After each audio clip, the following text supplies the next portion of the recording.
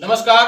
Motivational story प्रेरणादायक कहानियों के कार्यक्रम में आज के अतिथि श्रीमान कृष्ण गोपाल त्रिवेदी, आप सेवानिवृत्त सूबेदार भारतीय सेना और आप गोला से हैं, और आप श्रीमान महेश कुमार पटवारी, आप व्यापारी हैं और आप भी गोला से हैं, और आप श्रीमान विमलेश कुमार मिश्र, आप एक विद्यालय में प्रधानाचार्य हैं और आप भी गोला से हैं। और हम अपने आए हुए अतिथियों का स्वागत करते हैं, अभिनंदन करते हैं, वंदन करते हैं। तो सर्वप्रथम मैं श्रीमान कृष्ण गोपाल त्रिवेदी जी से ही निवेदन करना चाहेंगे कि ये मोटिवेशनल स्टोरी का कार्यक्रम है और हम चाहेंगे कि आप इस कार्यक्रम में कोई प्रेरणादायक कहानियां आप प्रस्तुत करें। जी धन्यवाद जी। आपने इस प्रोग्राम में मुझे बुलाया जी। इसके लिए बहुत बहुत मैं शुक्रगुजार हूँ आपका। जी। किस तरह की प्रेरणादायक कहानी, इसका मुझे आइडिया नहीं। मैं स्वयं जो एक बार मेरे साथ गुजरी है, हाँ बिल्कुल स्वागत, मैं उसी को बताना चाहूँगा। जी। वो कितनी प्रेरणादायक है या नहीं है, इसके विषय में तो जनता बताएगी। हाँ आप बिल्कुल लोग बताएंगे। बिल्कुल बिल्कुल। लगभग सन 88 के दशक की बात है। मैं लुधियाना में पोस्टेड था। जी जी। हम लोग शाम को अपने क्वार्टर में सोए हुए थे। मैं विद फैमिली था वहाँ पे। जी जी। परिवार मेरा साथ में था। जी। श्रीमती जी और मेरे बच्चे दूसरे कमरे में सोए हुए थे जी। और मैं अपने अलग कमरे में सोया हुआ था। हाँ। रात के लगभग 12-1 बजे एक महिला जी। बहुत जोर से चिल्लाते हुए आई। अच्छा। उसने खिड़की थपथपाई को थपथपाया, जी। पहले मेरी तरफ फिर दूसरे वाली तरफ। मतलब वो रात के ऐसा समय था कि हम कुछ समझ ही नहीं पाए। जी। अचानक खड़बड़ा के हम उठे, जी। दरवाजा खोला और वो महिला एकदम से चिपट गई आके मुझे। अच्छा अच्छा अच्छा। तब तक श्रीमती जी भी आ गई, मेरे बच्चे भी आ गए। माहौल कुछ समझ नहीं पा रहा था कि मैं क्या हुआ। हाँ। हुआ असल में ये था कि वो मियाँ बीबी का दोनों झगड़ा हुआ था, जो इंग्लिश स्टेज में कभी कभी हो जाता है। हाँ, हो जाता है। वो लोग भी फौजी ही थे, हाँ। दूसरे क्वार्टर में थे। जी जी। मैं उस टाइम पर भी सूबेदार था और वो लड़का जो है वो सिपाही रैंक में था। अच्छा अच्छा। वो भी विद फैमिली रहता था। तो खैर बाद में जब उसको शांत किया, मैं कहा बात बताओ आखिर है क्या। तो ये पता लगा झगड़ा हो गया है और मेरे पतिदेव कहीं भाग गए हैं। अच्छा अच्छा अच्छा। रात के 12-1 बजे क्योंकि एक महिला आई थी बिल्कुल, और उसको एक हमसे कुछ सहायता की उम्मीद थी, वही लेकर आई थी। जी।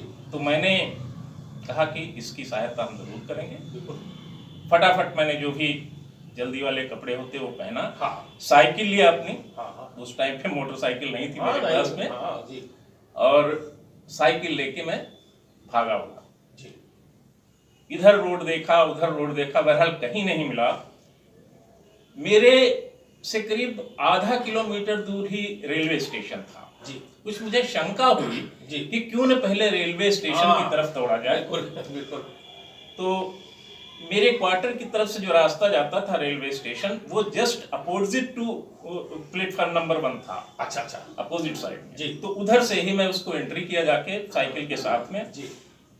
एक ट्रेन जस्ट हॉर्न दे रही थी। हाँ। और उसके लगभग 20-25 फीट आगे एक पेड़ था और पेड़ की छाया में हमें लग रहा था कोई आदमी खड़ा है। जी। फिर ट्रेन ने हॉर्न दिया, ट्रेन लगभग चलने को हुई। मैं कहा हो सकता है ये AK सिंह हो। हाँ। और अगर AK सिंह नहीं भी है सही, तो कोई न कोई जरूर है, इसको हमें बचाना है। मैंने वहीं पे साइकिल अपनी फेंकी जी। और वो पटरियों को क्रॉस करते हुए नंबर 1 वाले प्लेटफॉर्म पर पहुंच करके, और ट्रेन तब तक रेंग चुकी थी जी। ये मैं कहानी नहीं है, नहीं हकीकत है, ये एक्चुअली है। और जब ये बात कहता हूं तो पूरा शरीर मेरा रोमांचित हो जाता कि ये कैसे हुआ।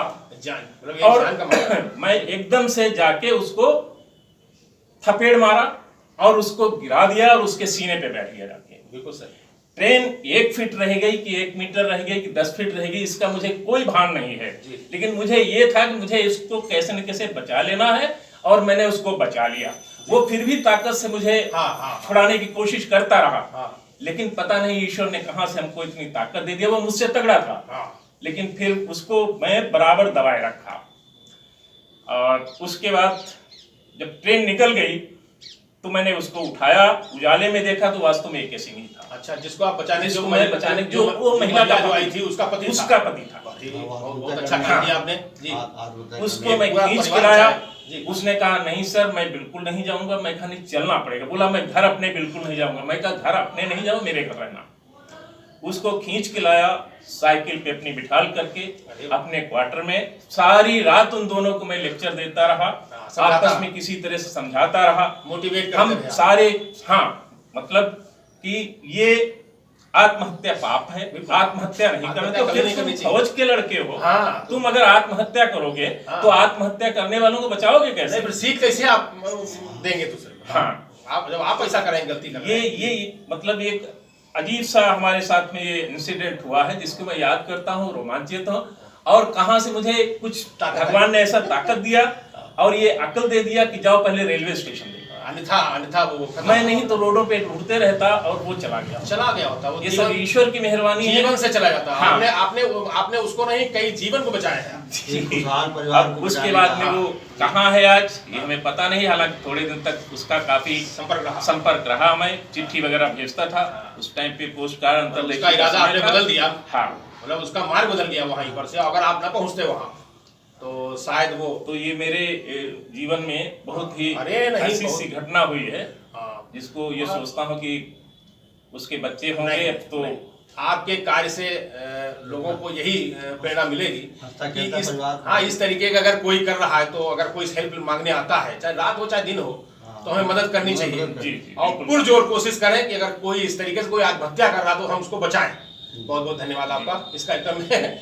और श्रीमान महेश कुमार पटवारी जी, आप व्यापारी हैं और समय समय पर आप सामाजिक कार्य भी किया करते हैं, और हम चाहते हैं कि आप भी इस कार्यक्रम में प्रेरणादायक कहानियां प्रस्तुत। मैं सीधे कहानी पे आता हूँ जी। एक ऐसे व्यक्तित्व के बारे में बताना चाहूँगा।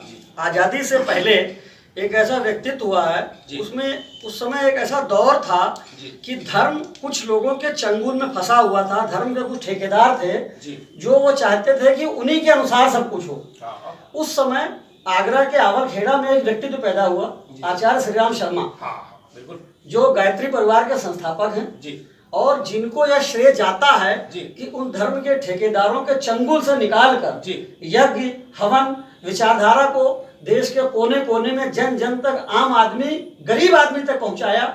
गरीब आदमी के चंगुल में पहुंचाया कि वह भी यज्ञ और हवन करे, वरना आजादी से पहले एक धर्म विशेष की ठेकेदारी थी, आम आदमी नहीं कर सकता था, हवन नहीं कर सकता था। उस समय उन्होंने आजादी की लड़ाई में भाग लिया और देश आजाद होने के बाद वह आगरा से मथुरा वृंदावन में आके बसे। वहां पे उन्होंने अखंड ज्योत की स्थापना की, लेकिन स्थापना के समय जब धर्म के ठेकेदारों को पता लगा तो इतना विरोध किया वहां कि उनको जान से मारने की साजिशें होने लगी। कि यह मेरे धर्म के प्रति अपमान कर रहा है, जो हम लोगों का कमाई का जरिया है उसको यह हम लोगों तक पहुंचा देगा। जब वेद अभी हमारे कब्जे में है, जब वेद आम आदमी पढ़ेगा तो हमको कौन पूछेगा? कौन पूछेगा? सही बात। तो ऐसा व्यक्तित्व आचार्य श्री राम शर्मा, जिन्होंने गांव गांव तक वेद मंत्र यज्ञ हवन को पहुंचाया। मैं चाहता हूं कि उनके विचारों को पूरा देश सुने और उस पर अमल करे। बिल्कुल अमल करना चाहिए। बहुत बहुत धन्यवाद आपका। और मैं अब श्रीमान विमलेश कुमार मिश्र जी से भी निवेदन करना चाहेंगे। आप एक विद्यालय में प्रधानाचार्य हैं, आपके पास तो काफी मोटिवेशनल स्टोरी है आपके पास, तो हम चाहते हैं आप प्रस्तुत करें। ये घटना पुरानी है जी। एक व्यापारी थे जी, बहुत अच्छा उनका व्यापार चलता था जी। एक ही उनका पुत्र था जी, और एक बड़ी पुत्री थी जी।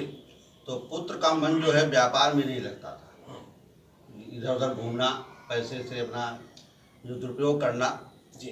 तो काफ़ी समय बाद व्यापारी को चिंता हुई कि इतना बड़ा हमारा व्यापार है जी, और ये हमारा पुत्र जो है इसमें कुछ मन नहीं लगाता हमारे व्यापार में है, और पैसे का दुरुपयोग भी करता है।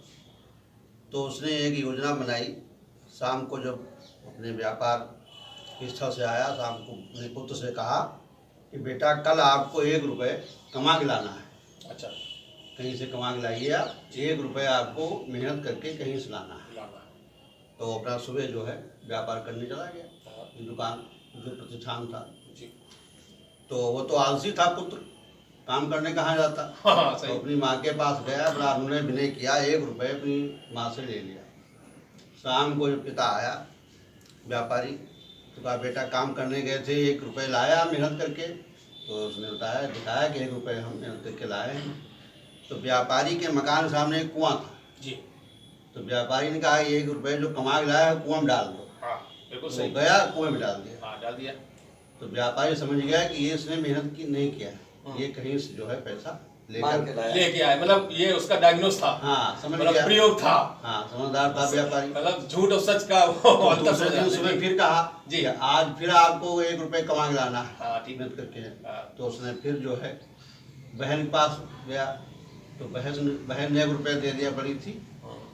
तो दिन भर घूमता इधर उधर रहा। शाम को पिताजी जब आया, कहा बेटा 1 रुपये कमा के लाया। कहा कुआं में डाल दो जाकर। उसे डाल दिया। डाल दिया, जब मेहनत किए नहीं तो डाल देगा ही। हाँ। तो समझ गया व्यापारी कि ये घर में ही इसको पैसे मिले। आज भी बाहर से तो उसने अपनी पत्नी और बेटी को बुला करके कहा कि आप लोग इसको पैसे नहीं दीजिए। फिर तीसरे दिन कहा कि बेटा आपको कमा के लाना है 1 रुपये, आप अच्छा जो है मेहनत करके लाना है। जी। तो उसने माँ और बहन से रुपए मांगे, तो उन्होंने रुपए नहीं दिए। कहा भैया हमारे पास है नहीं। और पिताजी ने बहुत डांटा हमको, पति भाई उसके, कहा आप पिताजी ने। जी। तो गया शहर को, गया मेहनत करने के लिए। तो एक जगह उसने जो है मकान बन रहा था, दिन भर उसने ईंट गाड़े काम किया। शाम को 5-6 बजे जब उसको 1 रुपये मिला तो लेकर घर आया। तो व्यापारी जब अपने प्रतिष्ठान से वापस आया तो उसने कहा कि बेटा रुपए कमा के लाया, कहीं हाँ, कहीं कुएं में डाल दो, कहीं नहीं, कुएं में नहीं डाल। आज मेहनत करके आया। आज हमने पूरे दिन ईंट ढोई है, हाँ। गारा बनाया है, आज मेहनत की। डाल दे, कैसे डाल दे? पूरा दिन उसी में खत्म किया। तो व्यापारी जो है उसने समझा कि 2 दिन इसके जो है इसको बिना मेहनत का पैसा जो मिला उस कुएं में डालता था। और आज उसने वाकई में मेहनत किया है, तो इसको ये अपनी जो है वास्तविक मेहनत का पैसा जो है बड़ा कीमती होता है। हाँ, कीमती होता है। और पैसे का महत्व समझता है। महत्व। जो लोग मेहनत करके पैसा पैदा करते हैं वो पैसे का महत्व समझते हैं। जी। तो यही इस आशय है कि सभी जो आजकल के तमाम बच्चे आप देखते होंगे, माता पिता की कमाई को उड़ाया करते हैं अनावश्यक। हाँ, उड़ाया करते हैं। तो उनके लिए भी सीख है भाई कि ये पैसा जो है, भले आप माता पिता कमाते हैं, बड़ी मेहनत से कमाते हैं, और अपने पिता के व्यापार सहयोग करना चाहिए। बिल्कुल करना चाहिए। और मेहनत करके पैसा दूसरे कमाएं तो चाहे जैसे खत्म कर दें आप। जी, कमाना। जब आप कमाएं और आप खत्म करें उसी बराबर, तब तो बहादुरी है। तो इस कहानी से यही आशा है कि हाँ, भाई मेहनत करना पैसा चाहिए। जो होता है उसका जो है। बहुत बहुत धन्यवाद, आप सभी लोग आए।